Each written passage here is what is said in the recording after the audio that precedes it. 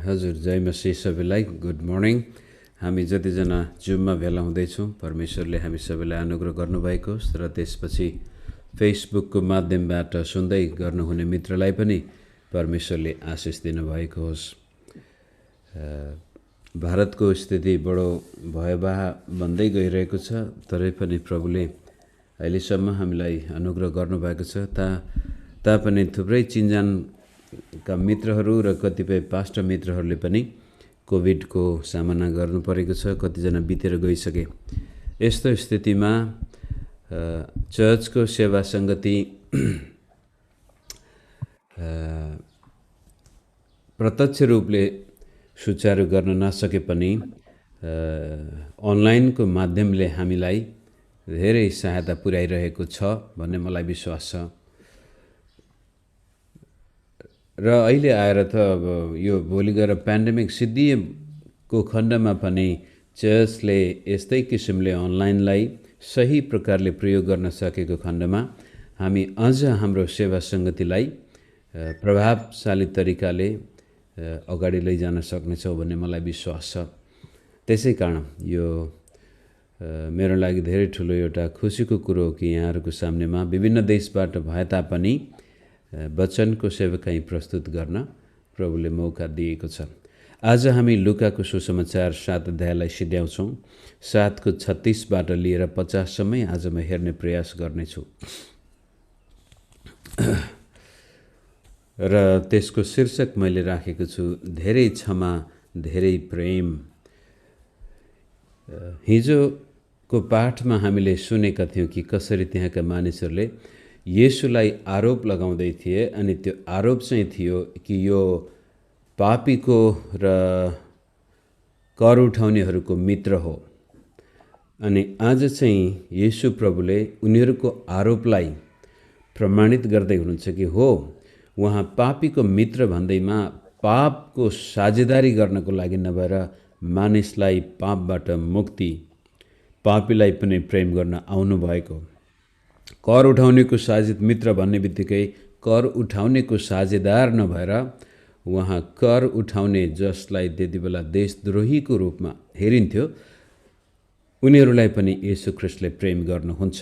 त परमेश्वरको प्रेम पापीहरूका निम्ति असीमित छ, तर जसले आफूलाई धर्मी ठहराउँछन् उनीहरूको निम्ति त्यो प्रेम त छ, तर त्यो प्रेममा उनीहरू अनुभव गर्न सकिरहेका छैनन्। त्यसै कुरोलाई हामी यो वचनको खण्डबाट पढ्दै अगाडि जाउँ। फरिसीहरूमध्ये लुका 7को 36बाट म पढ्दैछु। यदि तपाईँहरूसँग बाइबल छ भने हेर्दै जानुभयो भने अझ राम्रो हुन्छ। फरिसीहरूमध्ये एकजनाले उहाँलाई भोजन गर्न निम्तो दिए र उहाँ त्यस फरिसीको घरमा गएर खान बस्नुभयो। अब हिजो हामीले हेरेका थियौँ येशू प्रभुलाई अर्को एउटा आरोप लगाएको थियो कि यो चाहिँ खाँदै र पिउँदै आयो, यो घिजुवा र पियक्कड भन्ने आरोप लगाएको थियो। र त्यसलाई पनि आज फेरि उहाँले एउटा फरिसीले नै सायद उहाँलाई जाँच्नको लागि पनि बोलाएको हुनसक्छ। कारण यो पढ्दै जाँदाखेरि हामी तल भेट्टाउनेछौँ, यो फरिसीले जुन प्रकारको अतिथि सत्कार गर्नुपर्ने थियो आफ्नो पाहुनाको लागि त्यो गरेको हामी देख्दैनौँ। त्यसकारण यी फरिसीहरूमध्ये येशू ख्रीष्टलाई कुनै न कुनै तर्फबाट दोषी साबित गर्नको लागि पनि यो साजिस गरेको हुनसक्छ। तरै पनि उहाँ त्यसको घरमा जानुहुन्छ। 37 पद। त्यस सहरमा एउटी पापी स्त्री थिई। पापी स्त्री भन्ने बित्तिकै पक्कै पनि चरित्रहीन अवस्था भएको स्त्री, वेश्या नै हुनुपर्छ ठाडो शब्दमा भन्दाखेरि। फरिसीको घरमा येशू खान बस्नु भएको छ भन्ने सुनेर र एउटा सिंहमरमरको शिशीमा अत्तर लिएर त्यो त्यहाँ आई र पछिल्लोतिरबाट उहाँका पाउनेर उभिएर रुँदै उहाँका पाउ आँसुले भिजाउन लागि र आफ्नो शिरका कपालले पुस्दै उहाँका पाउलाई चुम्बन गरी र त्यो अत्तर घस्न लागि। यो घटना आफैमा बडो अनौठो छ, अप्ठ्यारो छ। विचार गर्नुहोस्, यीशु प्रभु कसैको घरमा आफ्ना चेलाहरूसँगै त्यहाँ भिडभाड पनि छ, अरू मानिसहरू पनि छन्, खान बस्नु भएको छ र एउटी स्त्री आउँदछ जसको चरित्र प्राय सबैलाई थाहा छ र त्यो स्त्रीले आएर आँसुले कपाल खुट्टा धुनु, त्यसपछि आफ्नो कपालले यीशु ख्रीष्टका खुट्टा पुछ्नु र उहाँका खुट्टालाई चुम्बन गर्नु र त्यसपछि त्यो अत्तर घस्नु। र यति गरिरहँदाखेरि यीशु प्रभुले त्यो स्त्रीलाई कुनै प्रकारको मनाही गरेको देखिँदैन, नगर अथवा अप्ठ्यारो मानेको पनि हामी देख्दैनौँ। बडो गम्भीर अवस्था छ यहाँनिर।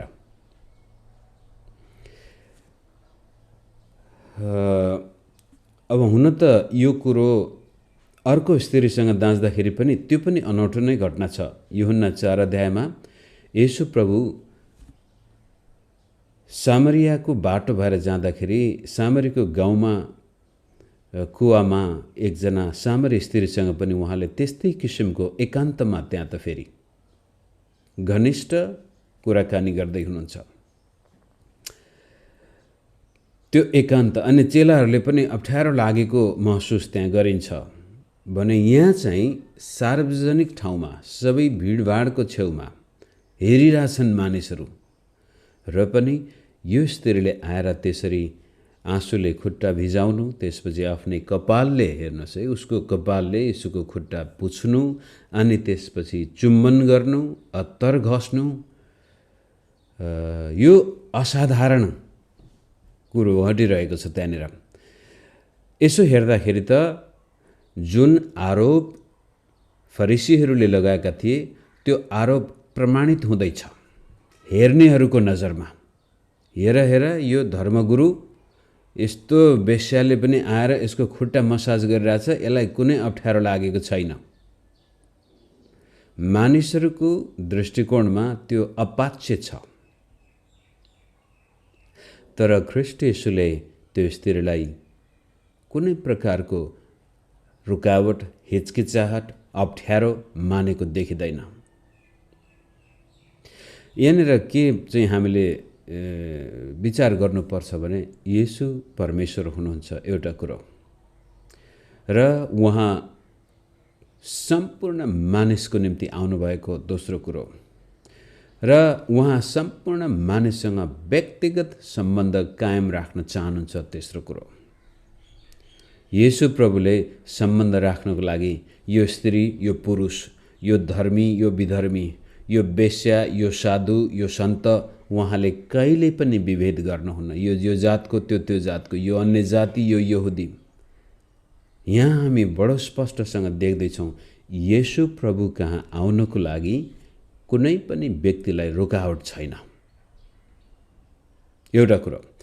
दोस्रो कुरो, पास्टर सेवकाईमा लागेकाहरूले के विचार गर्नुपर्छ भने येशू प्रभुले पनि त स्त्री जातिसँग यसरी नजिकबाट सम्बन्ध राख्नु भएको छ, हामीले पनि स्त्रीसँग त्यस्तै प्रकारको घनिष्ठता कायम गर्न सक्छौँ, हाम्रा पनि स्त्री जातिहरूसँग मित्रता कायम गर्न सक्छौँ भनेर धेरै पास्टरहरूले भन्ने गरेको छ। अनि यहाँनिर विचार पुर्याउनु कुरा के छ भने हामी येशू होइनौँ। एकजना विश्वासी भाइको सम्झना आउँछ। उहाँले एकपटक आएर भन्नुभयो, पास्टर म चाहिँ दिदीबहिनीहरूको बिचमा सेवा गर्न प्रभुले मलाई अगुवाई गर्नुभयो। दिदीबहिनीको बिचमा, विशेष दिदीबहिनीको बिचमा सेवा गर्न मलाई प्रभुले अगुवाई गर्नुभयो। मैले उहाँलाई त्यसपछि हामी गुन्द्रीमा बसेर कुरा गर्दै थियौँ अनि मैले भनेको थिएँ, भाइ यो गुन्द्री देख्नुभयो, यो गुन्द्रीमा हामी बसेका छौँ, यसका 4वटा कुनाहरू छन्। यदि तपाईँ दिदीबहिनीको बिचमा सेवा गर्न चाहनुहुन्छ भने तपाईँका 4 कुनाहरू सुरक्षित हुनुपर्छ।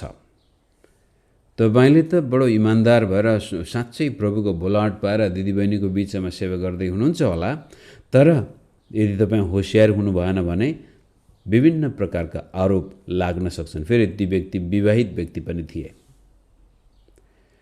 पछि त्यो कुरो बचाउन नसकेर उहाँ मसँग बेसरी रिसाउनु भयो, चर्चै छोडिदिनु भयो। र पछि सुन्दाखेरि त्यसको केही समयपछि उहाँको विवाह टुटेर गयो। त लोग्ने के भन्छ, स्त्री पुरुष बीचमा जुन प्रकारको सम्बन्ध हामीले कायम गर्नुपर्ने हो त्यसमा धेरै ख्याल गर्नुपर्छ। कहिलेकाहीँ हामी येशू जस्तै हुन चाहन्छौँ। हेर, येशूले त सामरी स्त्रीसँग पनि एकान्तमा कुरा गरेको छ, यहाँनिर यो एकदमै पापिनी स्त्रीलाई पनि यस्तो गजबले स्वीकार गरेको छ। र त्यसकारण हामीले कहिले पनि दिदीबहिनीहरूसँग सम्बन्ध कायम गर्दाखेरि अथवा सेवा पुर्याउँदाखेरि भेदभाव गर्नु हुँदैन। कुनै स्त्री, मानिलिउँ एउटा जवान स्त्री विधवा छ अथवा डिभोर्स भएर बसेको छ, एक्लै छ घरमा भने ऊ दुःखमा छ, उसको श्रीमान विदेशमा छ अथवा कहीँ छ भने धेरै पास्टरहरू त्यस्ता दिदीबहिनीहरूको घरमा गएर लामो समयसम्म प्रार्थना गर्ने, वचनको सेवा गर्ने इत्यादि गर्ने गर्दा गर्दै पछि तिनीहरू पापमा पनि पतन भएका छन्। हुनुहार एकदमै प्रख्यात पास्टरले पनि त्यो गल्ती गरेको हामीले देखेका छौँ। त त्यो चाहिँ एउटा साइड ट्र्याक नै हो। येशू प्रभु परमेश्वर हुनुहुन्छ। उहाँले जस कसैलाई पनि आफ्नो जीवनमा स्वीकार गर्न सक्नुहुन्छ, जस कसैसँग पनि त्यो सम्बन्ध कायम गर्न सक्नुहुन्छ। तर हामी मसीही होइनौँ, हामी परमेश्वर होइनौँ। त्यसै कारण लोग्ने स्वास्नी र स्त्री पुरुषसँगको सम्बन्धमा पवित्रता कायम गर्नको लागि दूरी पनि कायम गर्नुपर्ने हुन्छ नै हामीले। फेरि अर्को एउटा कथा आयो। कोरियामा एकजना पास्टर हुनुहुन्थ्यो, भयङ्कर ठुलो 80-90 हजार विश्वासी थिए। कहाँबाट हामी पढ्ने स्कुलमा त्यहाँको एउटा मिसनरी अथवा त्यस पास्टर आएर हामीलाई, ल हाम्रो चर्चमा विदेशीहरूको सङ्गति सुरु गरेछ आउनुहोस् भने म पनि गएँ। म श्रीलङ्काको साथी पनि गयौँ हामी त्यहाँ। भयङ्कर ठुलो चर्च। अनि त्यसपछि एक दिन त्यहाँको एउटा स्त्री पास्टरले आएर भन्छ, हाम्रो पास्टर त यति पवित्र हुनुहुन्छ कि उहाँको आँखामा हामीले आँखा लाएर हेर्न पाउँदौँ, हाम्रो लागि कति आनन्दको हुन्छ अरे। उहाँको आँखामा आँखा लाएर हेर्दाखेरि स्वर्गीय आनन्द आउँछ अरे के। एकपटक उहाँको आँखामा मेरो आँखा पर्यो भने त्यो हटाउनै मन लाग्दैन। त्यतिखेरै हाम्रो त्यो एन्टिना यो चाहिँ खतरनाक सङ्केत हो भन्ने त हामीलाई लागेको थियो। तर पछि गएर ती पास्टर धेरै धेरै प्रख्यात हुँदै गए र हामीलाई नेपालमा पनि सेवा गर्नु पर्यो, अब नेपालमा तपाईँले हामीलाई आउन मद्दत गर्नु पर्यो भन्ने त्यही भनिरहेको थिएँ। त्यसपछि थाहा भयो त्यो त एउटा झुटा शिक्षक पनि। अनि अब कि त्यो पास्टर नै यति महान पवित्र, उसको त रगतमै पवित्रता छ अरे, पापै छैन। होइन, यस्तो खालको पवित्रता त यीशु बाहेक कसैको छैन भन्दाखेरि हाम्रो विवाद पर्यो। र त्यो त्यहाँका जुन व्यक्ति म र श्रीलङ्कन साथीसँग निकै सम्बन्धमा थिए, पछि हामीसँग उनीहरू दुश्मनै भए। अनि नेपालमा प्रख्यात पास्टरले उनलाई त्यसपछि स्वीकार गरेछन्, त्यहाँ गएर ठुलो क्रुसेड गरेछन्। र त्यसपछि त्यो नेपालमा भएको क्रुसेड गरेको, नेपालमा बडो झ्याइ गरेर स्वीकार गरेको थाहा पाएपछि त्यो भिडियो मलाई पठाए, हेर तिमी कस्तो घमण्डी पास्टर, नेपालको तिमीभन्दा कति ठुलो पास्टरले हामीलाई स्वीकार गरेको छ भनेर धम्कीपूर्ण त्यो भिडियो नै पठाएको थियो। त्यो बेलामा त आजको जस्तो भिडियो होइन कि, त्यो क्यासेट हातमै थोमा आएको थियो मेरो। हेरेँ मैले पनि, अचम्मै लाग्यो, पैसाले मान्छेलाई कहाँ पुर्याउँदो रहेछ। आज त्यो पास्टर जेलमा छ। थुप्रै त्यस्ता स्त्रीहरूलाई उसले बलात्कार गरेको, व्यभिचारमा फसेको। त येशू ख्रिस्टले एउटा पापिनी स्त्रीलाई जुन प्रकारले स्वीकार गर्दै, एउटा वेश्यालाई जसरी स्वीकार गर्दै हुनुहुन्छ, कतिपटक हामी पनि यीशु जस्तै बन्न जान्छौँ र आफ्नो विवाह, आफ्नो जीवन डमाडोल गरेका हुन्छौँ। त्यो चाहिँ एउटा साइड ट्र्याक नै हो आज मैले भन्न खोजे। कतिपय मित्रहरू कहाँ सुन्दै हुनुहुन्छ होला। दाजुभाइ र दिदीबहिनी बीचमा पवित्रता कायम गर्न दूरी पनि कायम हुनु नै पर्दछ। अब हामी प्रभु येशूले भन्दै गरेको वचन र त्यो फरिसीले मनमनमा, अब हेर्नुहोस् त्यो स्त्रीको बारेमा सबैलाई थाहा छ, त्यसै कारण 39 पद हेर्नुहोस्। उहाँले निम्तो गर्ने फरिसीले यो देखेर मनमनै यसो भन्न लागे, मुखले भन्ने आँट गरेन, मनमनै, यिनी अगमवक्ता हुँदा हुन् त यिनलाई छुने को र कस्ती स्त्री हो भनी यिनले जान्ने थिए, किनकि यो त पापिनी हो। येशू प्रभु हामीले त अगमवक्ता भनेर घरमा बोलाएको यो मान्छे त अर्कै पो हो क्या। यदि यो परमेश्वरबाट आएको अगमवक्ता नै हो भने त यो स्त्रीको चरित्र त थाहा पाउनु पर्ने, हामीलाई थाहा छ बरु भनेर मनमनमै त्यो विचार गर्दाखेरि येशूले फेरि हेर्नुहोस् 40 पदबाट त्यसलाई सम्बोधन गर्नुहुन्छ। येशूले त्यस फरिसीलाई भन्नुभयो, ए सिमोन, उसको नाम सिमोन रहेछ, तिमीलाई केही भन्नु छ? तिनले भने, गुरुज्यू भन्नुहोस्। कोही साहुकारका 2 ऋणीहरू थिए, एउटाले 500 रुपियाँ र अर्काले 50 रुपियाँ ऋण लिएको थिए। तर तिनीहरूसित तिर्ने केही नहुँदा तिनले दुवैलाई माफी दिए। यसकारण भन त यी 2 मध्ये कुन चाहिँले तिनलाई बढी प्रेम गर्नेछ? सिमोनले भने, म ठान्छु जसले बढी क्षमा पायो। उहाँले तिनलाई भन्नुभयो, तिमीले ठिकै विचार गरेका छौ। अनि त्यस स्त्रीतिर फर्केर उहाँले सिमोनलाई भन्नुभयो, यस स्त्रीलाई देख्दछौ। अब त्यत्रो सामनेमा सबैको साथ देखिरहेछ र पनि यीशु प्रभुले फेरि निश्चित रूपले सिमोनलाई भन्दै हुन्छ, सिमोन, तिमी यसलाई हेर्दैछौ अथवा तिमीले जुन प्रकारको दृष्टिकोण यो स्त्रीप्रति राखेका छौ त्यसलाई अझ राम्रोसँग हेर। यो स्त्रीलाई देख्दछौ?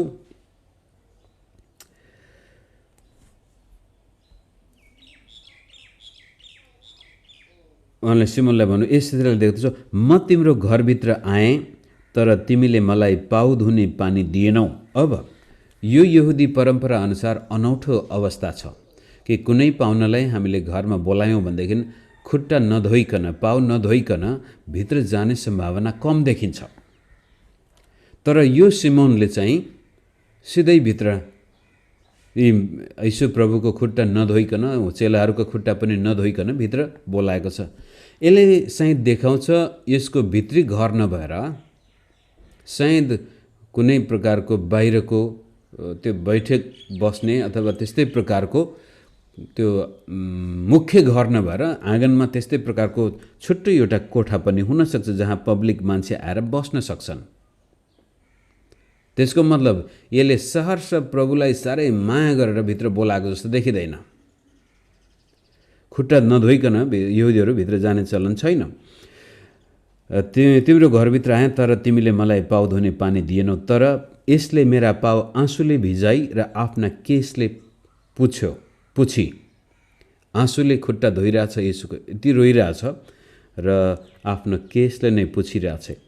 तिमीले मलाई चुम्बन गरेनौ, तर यसले त यहाँ म आएदेखि मेरा पाउ चुम्बन गर्न छोडेकी छैन। अब मध्यपूर्वी देशका मानिसहरूको भेटघाट तपाईँले कहिलेकाहीँ हेर्नुभयो। मेरो विचारमा हाम्रा कतिपय मित्रहरू यो खाडी क्षेत्रमा बस्नु भएको छ, तपाईँलाई थाहा छ उहाँ विशेष गरी यो प्यालेस्टिनियन कल्चर, सिरियन कल्चर र इरान इराकतिर पनि चुम्बन नगरे हामी हात मिलाउँछौँ, नमस्कार छौँ, त्यहाँ चाहिँ गालामा गाला 3 चोटि चुम्बन गर्नुपर्ने चलन हुन्छ। त्यो चाहिँ वास्तवमा स्वीकार गरेको, स्वागत गरेको आफ्नो मित्रलाई भेट्दाखेरि। तर यो फरिसीले यसुलाई चुम्बन गरे अथवा अभिवादन गरेको पनि हामी देख्दैनौँ। तर यो स्त्रीले चाहिँ यीशुका खुट्टा चुम्बन गरिरहेको छ। 46 तिमीले मेरो शिरमा तेल घसिदिएनौ, तर यसले त मेरो खुट्टामा अत्तर घसेकी छे। अब त्यो फेरि स्वागतको क्रममा गर्नुपर्ने एउटा आफ्नो विशिष्ट अतिथिलाई यस्ता प्रकारका कुराहरू गर्नुपर्ने त्यो चलनमा यो फरिसीले चाहिँ यीशु प्रभुलाई एक किसिमले छुवाछुतको भावना गर्दैछ। बोलाउन त बोलाए तर पुरा हृदयले बोलाएको छैन। यसकारण 47 यसकारण म तिमीलाई भन्दछु, यसका पाप जो धेरै छन्। यसो हेर्दाखेरि त्यो स्त्रीको चरित्र निकै पतन भएको देखिन्छ। क्षमा भएका छन् किनकि यस स्त्रीले बढी प्रेम देखाई। तर जसलाई थोरै क्षमा गरिन्छ त्यसले थोरै प्रेम गर्दछ। यो एउटा गजबको प्रिन्सिपल यीशु प्रभुले हाम्रो सामनेमा राख्दै हुनुहुन्छ कि जसका पाप धेरै छन् त्यसलाई धेरै क्षमा हुन्छ र त्यसले परमेश्वरलाई पनि धेरै प्रेम गर्नेछ। अब त्यो परमेश्वरलाई प्रेम गर्नेछ भन्ने कुरोले त्यसलाई पल्टाउँदाखेरि जसले धेरै प्रेम गर्दछ त्यसले पाप गर्न पनि छोड्दछ। जसलाई धेरै क्षमा भएको छ त्यसले धेरै प्रेम गर्दछ र त्यसपछि त्यसले धेरै प्रेम गरेको कारण त्यसले पाप गर्न पनि छोड्दछ।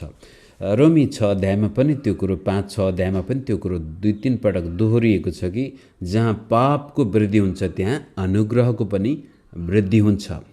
तर त्यसलाई फेरि पावलले तुरन्तै भन्छ, त्यसो भए जहाँ पाप बढ्छ त्यहाँ अनुग्रह पनि बढ्ने भएको कारण के हामी पाप गर्दै गर्दै जाउँ त? कदापि पनि होइन।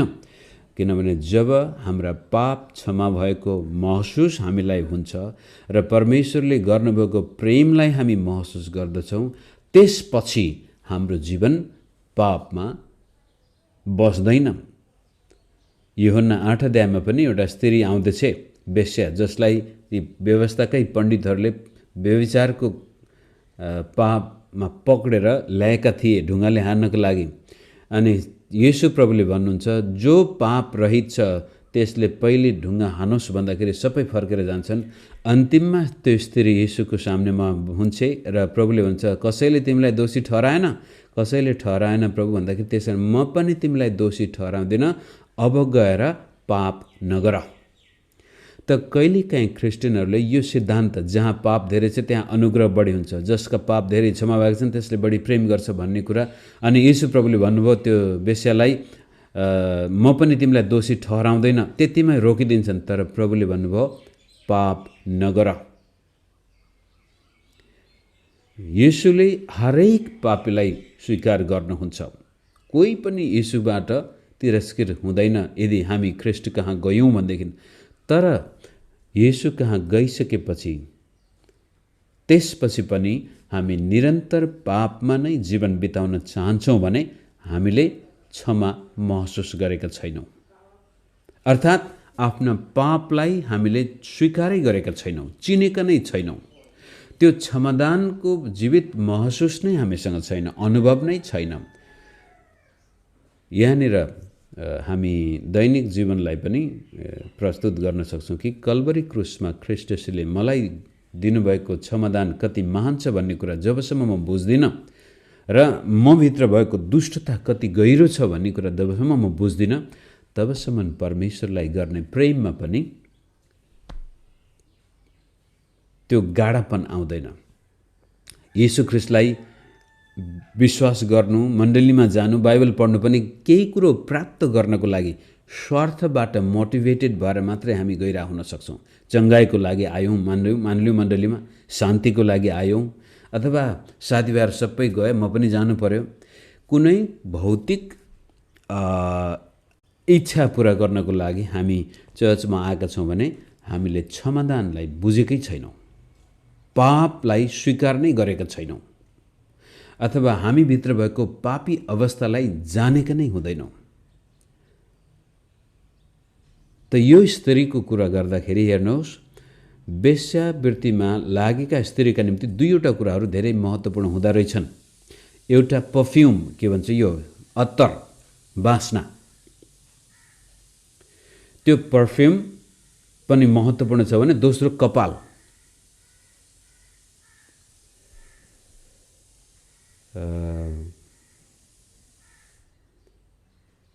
एउटा स्त्रीले जब आफ्ना कपाललाई एकदमै राम्रोसँग स्याहार सुसार गर्दछ, एकदमै त्यो आकर्षक तरिकाले, कता कता मानिस पुरुष जाति चाहिँ दृश्य, के भन्छ, उनीहरू आँखाबाट बढी प्रभावित हुन्छन् देखिने कुराहरूबाट। त एउटा स्त्रीको कपाल एकदमै मजासँग बनाएको छ, चिल्लो छ, एकदमै स्मुथ बनाइरहेको छ, अथवा त्यो बटारेर कसा कसा गरेको छ, अनि आफ्नो श्रीमतीको कपाल चाहिँ गनाएको छ, च्याप च्याप, कति महिनासम्म नुहाएको छैन भने ओहो त्यो बहिनीको कपाल त कस्तो राम्रो भनेर उनीहरू भनिहाल्छन्। त भन्न खोजेको कुरो, एउटा वेश्यावृत्तिको पेसामा लागेको स्त्रीको निम्ति कपाल धेरै महत्त्वपूर्ण हो र दोस्रो अत्तर। ती दुवै कुरा ल्याएर येशूको चरणमा यो स्त्रीले राख्दैछ, कारण उसले आफ्नो जीवनका पापको भारी बोक्न नसकेर थन्काउन खोजेको छ।